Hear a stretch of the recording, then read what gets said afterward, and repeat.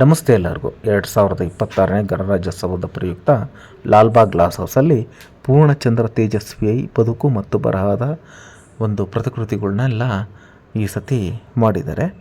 ನಾವು ಎಂಟ್ರಿ ಆಗ್ತಿದ್ದಂಗೆ ಅವರ ಪ್ರಖ್ಯಾತ ಕಾದಂಬರಿ ಕಾರ್ವೋಲ್ಲಿ ಬರುವಂಥ ಆರುವವತಿಯನ್ನು ದಾಟಿಕೊಂಡು ನಾವು ಒಳಗಡೆ ಹೋಗಬೇಕಾಗುತ್ತೆ. ಒಳಗಡೆ ಹೋದ ತಕ್ಷಣ ಹೂವಿನಿಂದ ಅಲಂಕೃತಗೊಂಡಿರುವಂಥ ಇದು ಕುವೆಂಪು ಮತ್ತು ಹೇಮಾವತಿಯವರ ಒಂದು ಪ್ರತಿಮೆ ಕಾಣಿಸುತ್ತೆ. ಅದಾದ ನಂತರ ತೇಜಸ್ವಿ ಸುತ್ತಮುತ್ತ ಅವರ ಪ್ರಖ್ಯಾತ ಕಾದಂಬರಿಗಳು ಮತ್ತು ಪುಸ್ತಕಗಳನ್ನು ಜೋಡಿಸಿದ್ದಾರೆ. ಅದಾದ ನಂತರ ಅವರ ಜೀವನದಲ್ಲಿ ಭಾಳ ಇನ್ಸ್ಪೈರ್ ಆಗಿರುವಂಥ ಶಿವರಾಮ ಕಾರಂತರು, ಹಾಗೆ ಅದರಿಂದಗಡೆ ತೇಜಸ್ವಿ ಹಾಗೂ ಕುವೆಂಪು ಅವರು ಒಂದು ಮೋಟಾರ್ ಸವಾರಿ ಮಾಡ್ತಿರುವಂಥ ಒಂದು ಪ್ರತಿಕೃತಿಯನ್ನು ಇಟ್ಟಿದ್ದಾರೆ. ಅದರಿಂದಗಡೆ ತೇಜಸ್ವಿ ಮೀನು ಹಿಡಿತಿರುವಂಥ ಒಂದು ಪ್ರತಿಕೃತಿ ಇಟ್ಟಿದ್ದಾರೆ. ಪಾಂಡಲ್ಲಿ ಜೀವಂತ ಮೀನುಗಳನ್ನು ಕೂಡ ನಿಮಗೆ ಕಾಣಸಿಗುತ್ತೆ.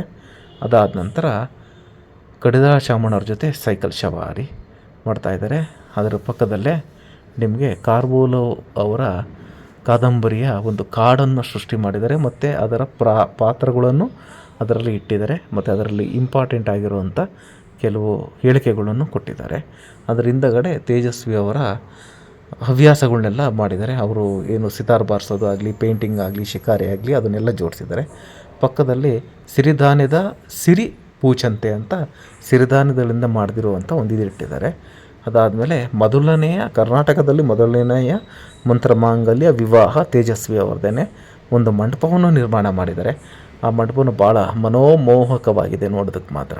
ಅದಾದ ನಂತರ ಈ ಸೆಂಟರ್ ಆಫ್ ದ ಅಟ್ರಾಕ್ಷನ್ ಅಂತ ಹೇಳ್ತೀವಲ್ಲ, ಆ ಸೆಂಟರ್ ಸ್ಟೇಜಲ್ಲಿ ನೀವು ಹೋಗ್ತಿದ್ದಂಗೆ ಸಿಗುತ್ತೆ. ಇದು ಅವರ ಒಂದು ತರೇವಾರಿ ಹೂಗಳಲ್ಲಿ ತೇಜಸ್ವಿಯವರ ಮನೆ, ಆ ಬ್ಯಾಕ್ಗ್ರೌಂಡಲ್ಲಿ ಒಂದು ಗುಡ್ಡದ ಮೇಲೆ ತೇಜಸ್ವಿಯವರನ್ನು ಕುಂಡ್ರಿಸಿದ್ದಾರೆ.